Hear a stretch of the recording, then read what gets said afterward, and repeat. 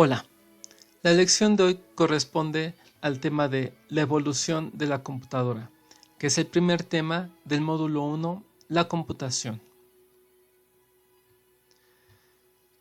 En la prehistoria, hablando en términos de la evolución de la computadora, las ciencias de la computación tienen su origen en el cálculo, es decir, en la preocupación del ser humano por encontrar maneras de realizar operaciones matemáticas de forma cada vez más rápida y más fácilmente. Pronto se vio que con ayuda de aparatos y máquinas, las operaciones podían realizarse de forma más rápida y automática. El primer ejemplo que encontramos en la historia es el abaco, aparecido hacia el año 500 a.C. en el Oriente Próximo, que servía para agilizar las operaciones aritméticas básicas y se extendió a China y Japón, siendo descubierto mucho más tarde en Europa. También es digno de señalar el conocido mecanismo de anticitera, recuperado en 1900, fue construido alrededor del año 80 a.C. en la isla griega de Rodas, ubicada en el mar Egeo. Era un artefacto de cálculo astronómico con mecanismos de precisión. El usuario, en este caso un navegante, por medio de una perilla podía accionar un simulador en miniatura del movimiento del Sol, la Luna y varios aparatos, teniendo a la vista la fecha en que se había dado o se daría tal combinación. Es tanta su sofisticación que ha sido llamada la primera computadora de Occidente. En la era mecánica, a finales del siglo XVI y comienzos del XVII, empieza lo que denominamos la era mecánica, en la que se intenta que aparatos mecánicos realicen operaciones matemáticas de forma prácticamente automática.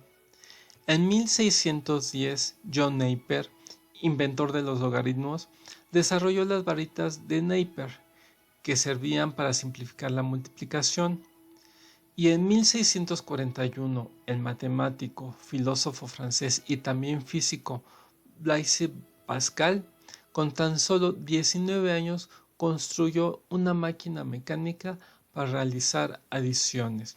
Era la llamada Pascalina, que sirvió para ayudar a su padre, que era un funcionario en un banco, y debido a las operaciones que hacía en ese momento, Pascal vio que su padre necesitaba un aparato para simplificar estas operaciones, hacerlas más rápido y mucho más precisas. Y podemos ver en estas imágenes la construcción y cómo se veía dicha máquina.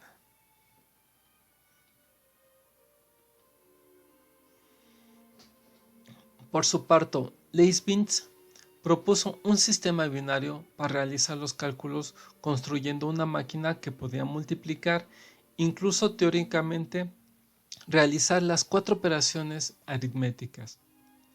Sin embargo, la tecnología disponible le imposibilitaba la realización de las operaciones con exactitud.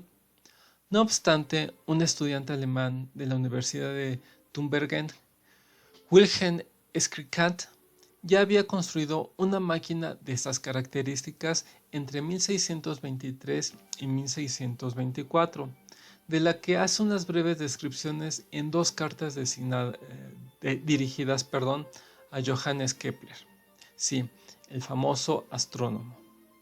Por desgracia, al menos una de estas máquinas quedó totalmente destruida en un incendio y el propio Schicklgard murió poco después, víctima de la peste bubónica.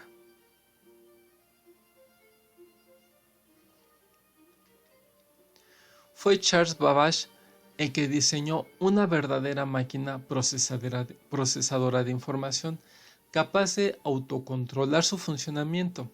Desesperado por los errores contenidos en las tablas numéricas de la época y dándose cuenta de que la mayoría de los cálculos consistían en tediosas operaciones repetitivas, este profesor de la Universidad de Cambridge proyecta e inicia la construcción de un nuevo tipo de calculadora.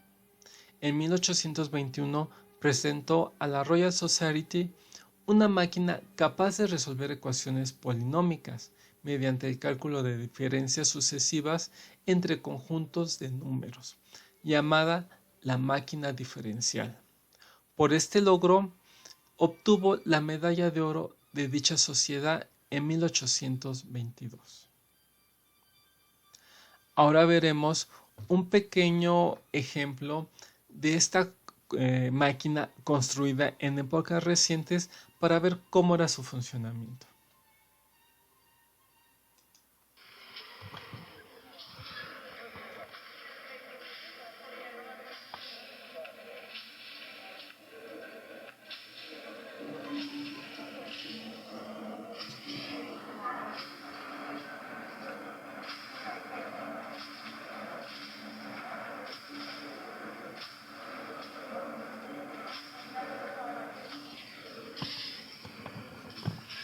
Como pueden ver, todo el mecanismo es mecánico.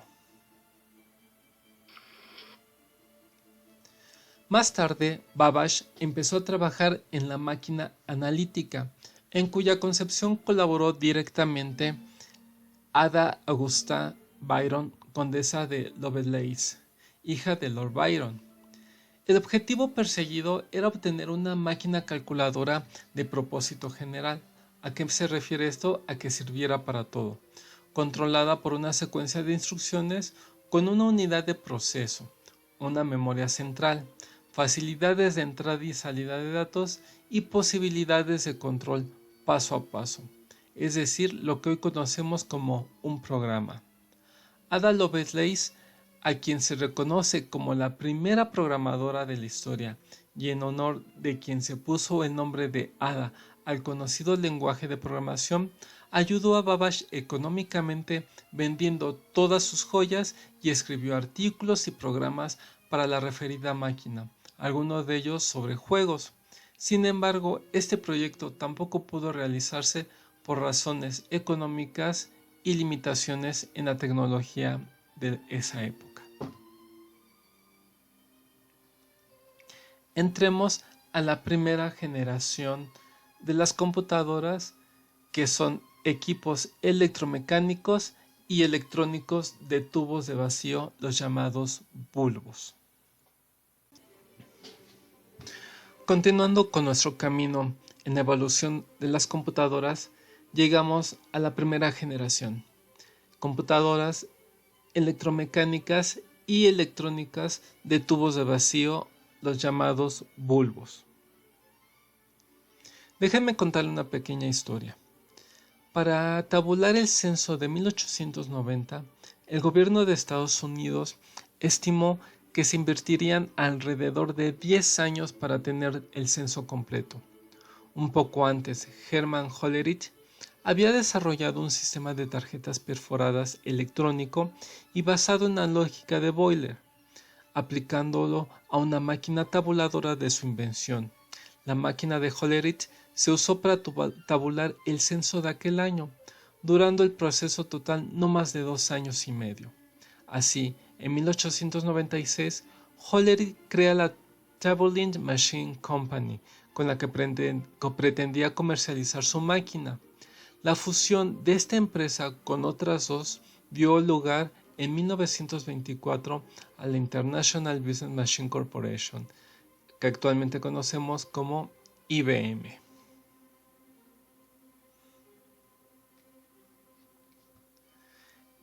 Entre 1936 y 1941, el ingeniero alemán Coral Zuse diseñó y construyó una serie de computadoras electromecánicas binarias, desde la Z1 a la Z3. Sin embargo, estas computadoras no tuvieron mucha difusión, ni siquiera dentro de la misma Alemania, ya que el gobierno nazi nunca confió en los trabajos de Zuse. Vemos en la imagen de arriba la primera de sus versiones, la Z1, y abajo tenemos lo que es la llamada máquina de Turing. Esta máquina de Turing es una concepción teórica, no fue construida, digamos, físicamente, en el cual marca los primeros principios que actualmente tiene lo que es tanto la memoria como el disco duro. Ustedes ven que hay un cabezal que puede ser un lector o un escritor, que se puede mover hacia la izquierda y hacia la derecha. Y arriba tenemos una cinta con notación binaria, que esta cabeza puede ir recorriendo para leer, escribir o borrar. Bueno, esta concepción dio lugar a lo que hoy, cómo funcionan en el día de hoy las memorias y los discos duros.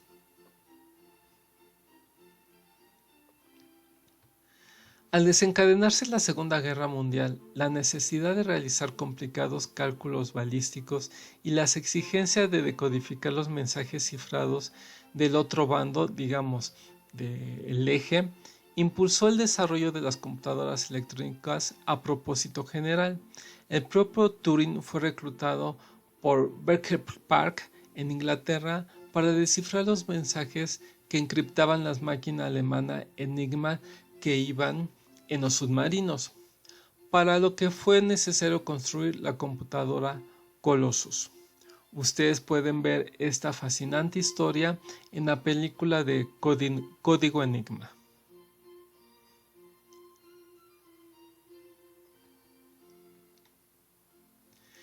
En la Universidad de Harvard, Howard Aiken, en colaboración con IBM, empezó en 1939 la construcción de la computadora electromecánica Mark I, en la que trabajó como programador Grace Murray Hooper. Pero cuando se terminó en 1944, ya habían aparecido nuevas computadoras totalmente electrónicas y además que eran mucho más rápidas.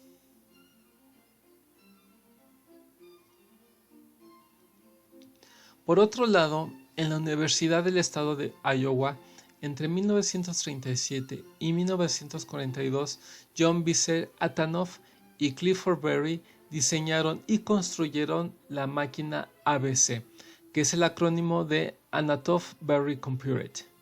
Terminada en 1942, fue la primera computadora electrónica digital, aunque sin buenos resultados y nunca fue mejorada.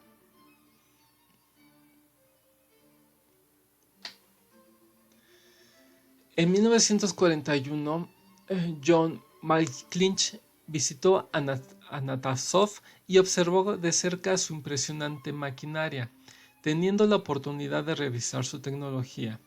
Más tarde, McClinch y Presper Aiken diseñaron y construyeron entre los años de 1943 y 1946 la computadora electrónica de propósito general ENIAC.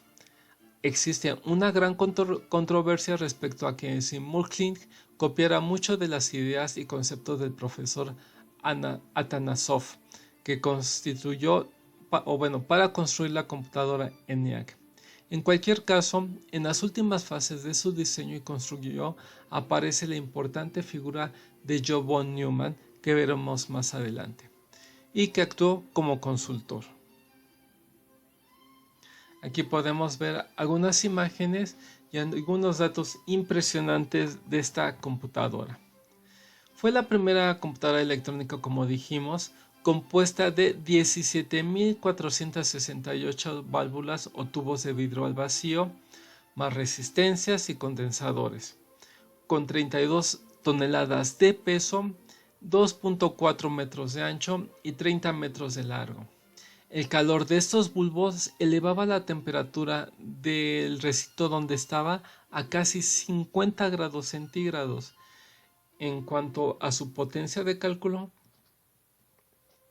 en 1.5 segundos podía calcular la potencia 5000 de un número de 5 cifras y podía resolver 5000 sumas y 360 multiplicaciones por segundo, que en esa época era una velocidad impresionante. Von Neumann escribió en 1946, en colaboración con otros científicos, el Preliminary Discussion of the Logical Design of the Electronic Computing Instrument, que contenía la idea de la máquina de von Neumann, que es la descripción de la arquitectura que desde 1946 se aplica a todas las computadoras que se han construido. Como ustedes pueden ver en esa diapositiva, vemos la imagen de von Neumann, pero sobre todo vemos su máquina teórica.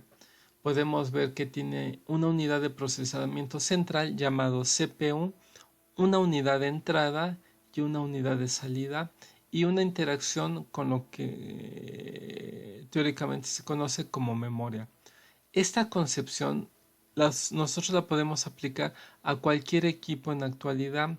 Es el valor de esta máquina de von Neumann que propuso, que ha tenido o ha perdurado hasta esta época. También en esta época de 1946, Maurice Wilken construye la ESAC en Cambridge, Inglaterra, y F.C. Williams construye en Manchester, Inglaterra, la Manchester Mark I. Estas máquinas programaban directamente el lenguaje de máquina, pero a partir de mediados de 1950 se produjo un gran avance en la programación avanzada. Entremos en este camino ahora a la segunda generación, los transistores. Aquí viene uno de los aportes más importantes que las ciencias físicas hacen a las ciencias de la computación, y es la invención del transistor. Allá por 1945, la máxima limitación de las computadoras eran que eran demasiado lentas y los procesamientos reales electromecánicos pues tenían una pobre disipación de calor en los amplificadores, basados todos en los tubos de vacío. Bueno, en 1947, John Bardeen, Walker Brattain y William Strockett inventan el transistor, recibiendo el Premio Nobel de Física en 1956 por este invento. Bueno, ¿qué es un transistor? Bueno, el transistor contiene un material semiconductor, que normalmente es de silicio, que puede cambiar su estado eléctrico. En su estado normal, el semiconductor no es conductivo, pero cuando se le aplica un determinado voltaje, se convierte en conductivo y la corriente eléctrica empieza a fluir a través de él, funcionando, digamos, como un interruptor electrónico.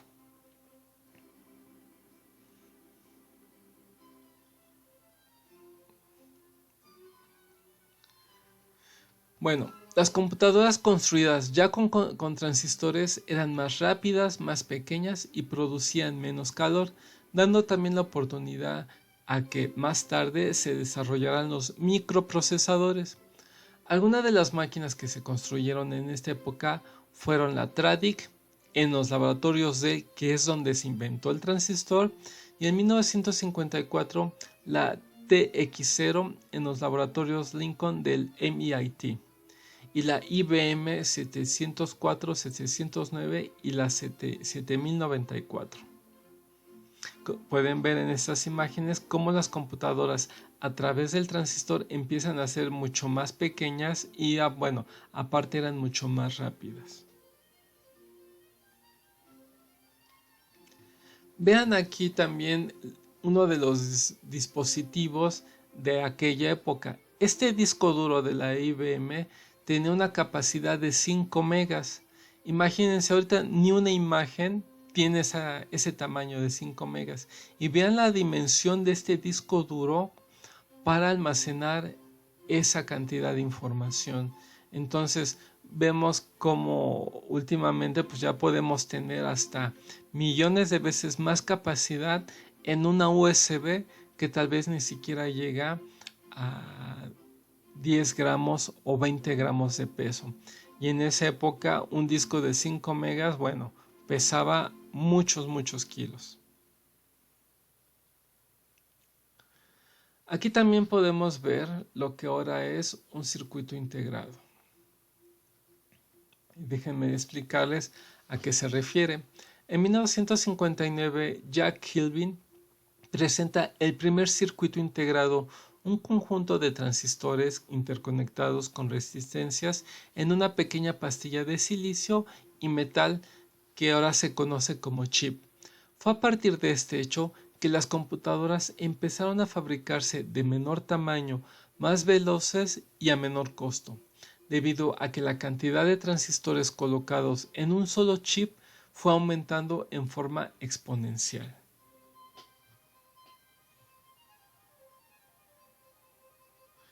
Bueno, ahora llegamos a la estación de la tercera generación correspondiente a los circuitos integrados y la miniaturización.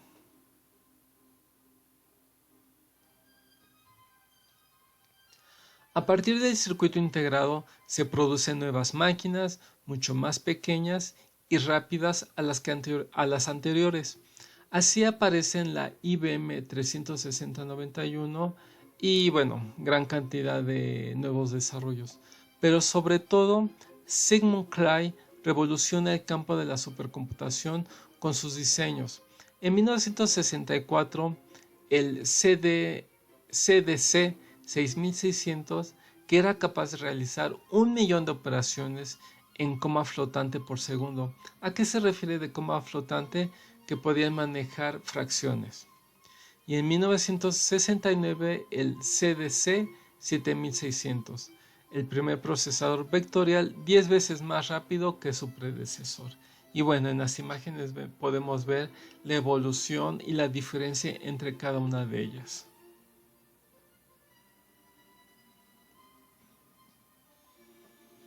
En 1971, Intel introduce el primer microprocesador, el potentísimo 4004. Procesaba 4 bits de datos a la vez, tenía su propia unidad lógico-aritmética, su propia unidad de control y 2 chips de memoria. Este conjunto de 2300 transistores que ejecutaba 60.000 operaciones por segundo se puso a la venta por unos $200. Muy pronto Intel comercializó el 8008, capaz de procesar el doble de datos de su antecesor y que inundó los aparatos de aeropuertos, restaurantes, salones recreativos, hospitales, gasolineras y sobre todo universidades y dependencias militares. A partir de aquí nacieron las tecnologías de integración a gran escala llamadas las LSI y de integración a muy gran escala, las VLSI, con las que los procesadores muy complejos podían colocarse en un pequeño chip. Entonces aquí vemos uno de esos microprocesadores y sus fundadores de Intel.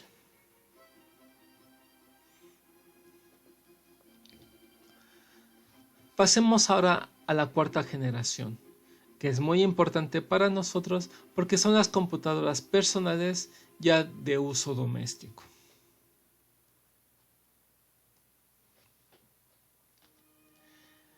Hasta este momento, por motivos económicos, complejidad de uso y dificultad de mantenimiento, las computadoras habían sido patrimonio de las universidades, organismos militares y gubernamentales y de las grandes empresas. No estaban, digamos, al alcance de la persona común. En 1975, Popular Electronics dedicó una portada al primer microprocesador del mundo capaz de rivalizar con los modelos comerciales, el Altair 8800. El Altair 8800, producido por una pequeña compañía llamada Mirco Instrumentation and Telemetry System, en su acrónimo MIT, se vendía a $397, lo que indudablemente contribuyó a su popularización. No obstante, el Altair requería de elevados conocimientos de programación, tenía 256 bytes de memoria y empleaba lenguaje de máquina. ¿A qué nos referimos con lenguaje de máquina? Que tenía que ser directamente programado en sus dispositivos electrónicos. Bueno, continuando con esta historia, esta revista fue vista por dos grandes titanes de la computación. Uno de ellos fue Bill Gates. Aquí vemos a dos jóvenes, William Gates y Paul Allen, en los cuales ofrecieron al dueño de MIT, los creadores los que sacaron este número de Altair 8800, el BASIC, que podía correr en su computadora. El software fue un éxito y posteriormente Allen y Gates crearon lo que ahora conocemos como Microsoft. Bueno, este software BASIC, ¿a qué se refiere? Bueno, es un software de código de instrucciones simbólica multifuncional para principiantes, por eso su nombre BASIC, y además se programaba por lotes. Paralelamente, Steven Wozniak y Stephen Jobs, también a raíz de ver este fascículo, el Altair 8800 en la portada de la Popular Electronics, construyen en 1976 la Apple I. Steve Jobs, con una visión futurista, impresionó a Wozniak para tratar de vender el modelo, y el 1 de abril de 1976 nació Apple Computer. En 1977, con el lanzamiento de Apple II, la primera computadora con gráficos a color y una carcasa de plástico, la compañía empezó a imponerse en el mercado. Aquí vemos del lado izquierdo la primera Apple I, ¿no? Y la revolución y evolución que ya fue la Apple II.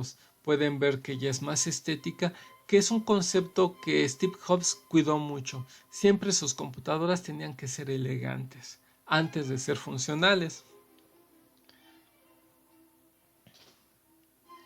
Bueno, déjenme contarles una pequeña historia.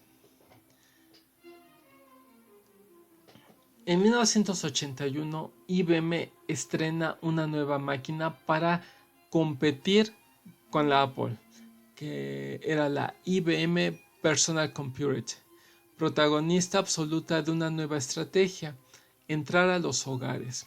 El corazón de esta pequeña computadora, con 16 kilobytes de memoria ampliable,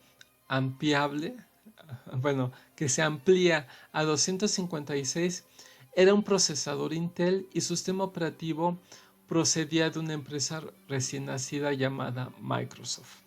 Bueno, esa pequeña párrafo que les acabo de leer tiene una historia más intrincada. En efecto, IBM quería ya rivalizar con Apple sobre introducir computadoras ya personales a los hogares. Tenía la computadora, pero no tenía un sistema operativo. Entonces, Bill Gates, al enterarse de esto, va y se presenta con IBM y negocia un contrato multimillonario para proveer de sistema operativo a esta máquina. Bueno, déjenme contarles que Bill Gates en ese momento no tenía ningún sistema operativo, no tenía nada, y ya había firmado un contrato multimillonario. Paul Allen le pregunta que qué va a hacer, y él dice: no te preocupes, en la universidad yo conocí a un computólogo que hizo un sistema operativo de forma académica o de enseñanza y no lo ocupa para nada. Fueron a visitarlo, le compraron por unos cuantos dólares este sistema operativo. Hasta este estudiante le dijo: bueno, ¿y para qué lo quieren si aquí nomás lo utilizo para dar clase? No le dijeron la verdadera razón. Entonces Microsoft agarra ese sistema operativo, compró muy barato, nomás le puso unas líneas de que era derechos reservados de Microsoft, y lo vendió a decenas de millones de dólares a IBM. Entonces su primer sistema operativo que Microsoft, digamos, comercializó fue un robo o una piratería. Bueno, continuando, en 1984 Apple lanza la Macintosh, que disponía de una interfaz gráfica hermosísima para el usuario y un dispositivo nuevo que revolucionó la computadora personal, que era el mouse. Bueno, ese también tiene su propia historia. Como ustedes saben, Apple tiene sus instalaciones en Silicon Valley, y ellos eran vecinos de una compañía dedicada a fotocopiadoras, que era Canon. Canon tenía un departamento de desarrollo de tecnología, y Stephen Jobs fue a visitarlo con su equipo, y vieron que Canon había desarrollado un dispositivo para poder interaccionar con sus interfaz gráficas de las fotocopiadoras, que era una especie de cajita que podía moverse en una pantalla en 2 dimensiones. Pero Canon no le vio, digamos, futuro a ese desarrollo y lo abandonó. Bill Gates vio la potencia que podía tener este aparatito en sus Macintosh y se llevó a todo el equipo de desarrollo junto con el dispositivo y lo implementó en las Macintosh, y ahora nosotros no podemos vislumbrar una máquina sin el mouse. Bueno, ustedes pueden ver que también el ratón o el mouse fue un hecho de piratería. Si ustedes quieren profundizar más en esas rivalidades, interacciones entre Microsoft y Apple, entre Stephen Jobs y Bill Gates, les recomiendo una película que se llama Los Piratas de Silicon Valley. Es una película muy buena, muy interesante, que les ampliará más esta historia. Sigamos en nuestra carretera y llegamos a la quinta generación, referida a la inteligencia artificial. Las computadoras de la quinta generación son computadoras basadas en inteligencia artificial.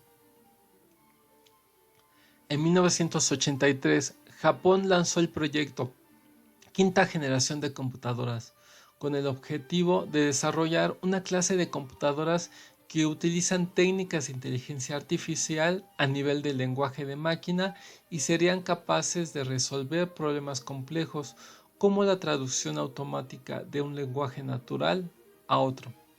Que bueno, pues eso nosotros ya lo vemos en muchas aplicaciones que traducen de una lengua natural a otra casi de forma instantánea.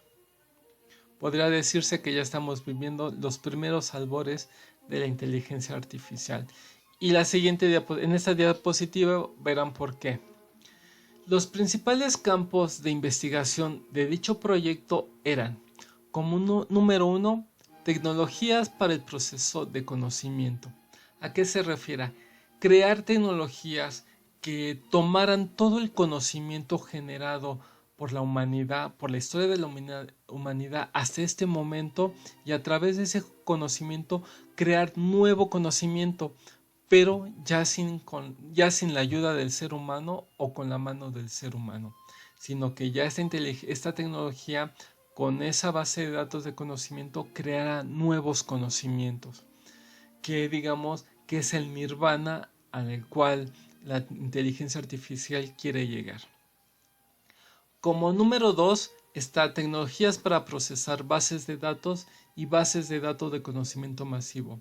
Actualmente pues ya alcanzamos este punto, puesto que toda la información que viaja a través de la red, del internet, de las redes sociales, etcétera, pues consume gran cantidad de información, y esa información tiene que ser almacenada en bases de datos enormes. Entonces, a lo que se le llama como minería de datos o minería de datos masivas. Como 3, sitios de trabajo de alto rendimiento. Bueno, anuado o ligado con el punto anterior, para soportar grandes cantidades de datos necesitamos gran cantidad de servidores, de sitios de trabajo, de sites acondicionados con aire acondicionado, con niveles de presión, seguridad, etc. Bueno, ya existen granjas de servidores de alto rendimiento para poder soportar tal manejo de información. El 4 es informáticas funcionales distribuidas. Este punto se refiere a que la información no nomás debe estar contenida en un solo sitio, tiene que estar en varios sitios distribuidos de forma distribuida y que trabajen simultáneamente. Y eso lo podemos ver en las aplicaciones o en los desarrollos bancarios.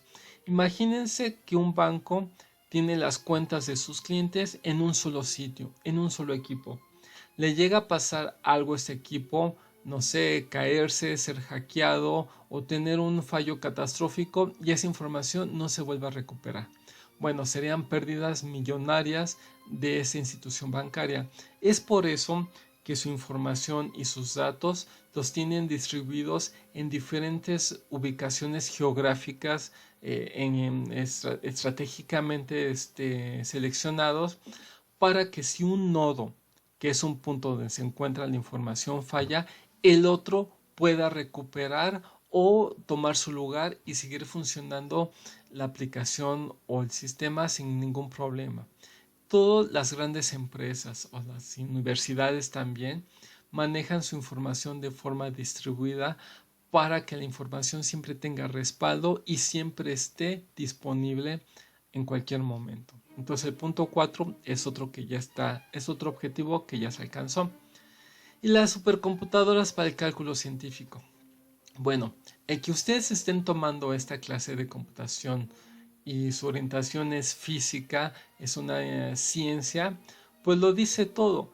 Ya la ciencia se apoya de gran manera sobre la computadora. Ya no podemos ver simulaciones sin la computación, no podemos hacer grandes teorías o grandes cálculos sin la computadora. Entonces, es más, la Universidad Nacional Autónoma de México tiene su centro de supercómputo para este fin, el cálculo científico. Entonces, como podemos ver, de estos 5 objetivos, nomás el primero es el que nos falta por alcanzar, pero vamos en camino de ello. Las computadoras contienen una gran cantidad de microprocesadores trabajando de manera paralela, lo que permite el reconocimiento de voz e imágenes. Asimismo, tiene la capacidad de comunicarse con un lenguaje natural e ir adquiriendo la habilidad para tomar decisiones con base en procesos de aprendizaje fundamentados en sistemas expertos y en la inteligencia artificial. Cada vez se hace más difícil la identificación de las generaciones de las computadoras, porque grandes avances y nuevos descubrimientos ya no nos sorprenden, como sucedió a mediados del siglo XX. Hay quienes consideran que la cuarta y quinta generación han terminado y las ubican entre los años 1971 y 1984. La cuarta, y entre 1984 y 1990 la quinta.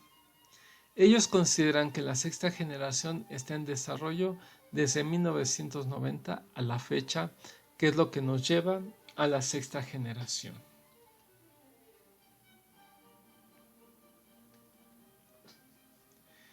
Esta es la generación actual que nos tocó vivir. Los avances en esta etapa han sido los más grandes.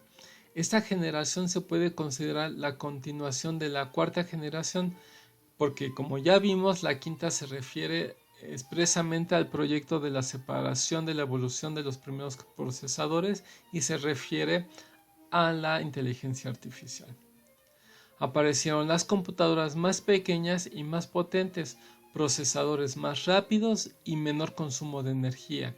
Los sistemas operativos dejaron de ser por línea de comando y aparecieron los sistemas operativos por interfaz gráfica, como aquí podemos ver. En la primera imagen, igual ustedes pensarán que es una computadora ya un poco antigua para ustedes, ¿no? Pero bueno, ya cumple con las expectativas que actualmente tenemos, aunque el monitor antes era un cinescopio. Y bueno, del lado derecho tenemos la interfaz gráfica de uno de los sistemas operativos más revolucionarios, que fue el Microsoft Windows 3.1. Como ustedes pueden ver, tiene aplicaciones que actualmente manejamos en los actuales Windows, como un administrador de archivos, un panel de control, un administrador de impresiones, un bloc de notas, un prompt para entrar al MC2, que era el sistema operativo en línea de comando que todavía era muy utilizado. Un Septud Windows que era para poderlo configurar y bueno, más herramientas, ¿no? Aquí como el README que era una especie de procesador de textos.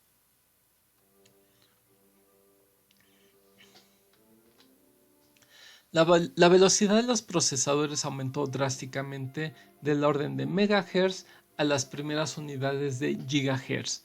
Las tarjetas de video experimentaron cambios en los puertos de interfase desde los ISA hasta los actuales PCI Express y comenzaron a jugar un papel determinante en el desempeño de las computadoras al quitarle la carga de procesamiento de gráficos al procesador. Los discos duros que eran de megabytes ahora son de terabytes, pasando por los discos duros con motor eléctrico a los nuevos con memorias SSD, y por ende la velocidad de lectura y escritura hoy superan casi los 300 megabytes por segundo. Por otro lado, los monitores que eran monocromáticos evolucionaron a los monitores o pantallas planas de color con millones de colores, y después se eliminó el cinescopio dando cabida a los monitores LCD con un menor consumo de energía. Aquí podemos ver ya una computadora mucho más familiar para nuestra época y uno de los últimos microprocesadores que han salido en la actualidad, que es el Core i5 de la serie X, obviamente de Intel. Aquí podemos ver otros dispositivos mucho más familiares. Los componentes periféricos evolucionaron de las impresoras de matriz de punto a las impresoras de inyección de tinta y actualmente las impresoras 3D en 3D. Y posteriormente los escáneres aparecieron al alcance de la mayoría de los usuarios e incluso hoy en día son inalámbricos por Wi-Fi o por Bluetooth. El teclado también evolucionó al unirse a estas últimas conectividades. El mouse o apuntador nació en esta generación con la necesidad de los sistemas operativos gráficos. Bueno, aquí también podemos ver uno de los equipos de mucho más alcance y penetración en la actual población o actual sociedad, que son los dispositivos portátiles como la laptop y las tabletas. Bueno, ya casi por terminar, les voy a recomendar una página que es interesantísima, que es la historia del cómputo en la UNAM, y la dirección ahí la tienen. ¿Por qué es interesante? Bueno, aparte para saber cómo evolucionó o se originó la computación en nuestra universidad, ustedes podrán ver dos partes. La primera, que gran parte de que la computación haya entrado a la universidad es por la Facultad de Ciencias y su departamento de cálculo. Y por otro lado, porque la evolución de la computación en México recae totalmente en la universidad. Bueno, aquí ya para terminar podemos ver pues una imagen un poco graciosa que nos da un gran enseñanza, que aquí como vemos como el Homo sapiens fue evolucionando a través del primate, pero vemos que siempre tiene una herramienta que le sirvió para sobrevivir, como un pedernal, una lanza o una vara, después un martillo simulando lo que es la revolución industrial, y actualmente una de las herramientas más importantes para sobrevivir del ser humano es la computadora. Y también otra muy chusca, la evolución del hombre y de la computadora, pues van muy de la mano. Algunas veces para mejorar y otras veces para empeorar. Con esto terminamos la clase de hoy. Espero que haya sido de su agrado y de su interés. Cualquier duda, comentario o sugerencia, los esperamos vía correo electrónico, y por favor no olviden hacer la evaluación referente a esta lección. Les agradezco nuevamente su atención y espero que tengan un buen día. Gracias.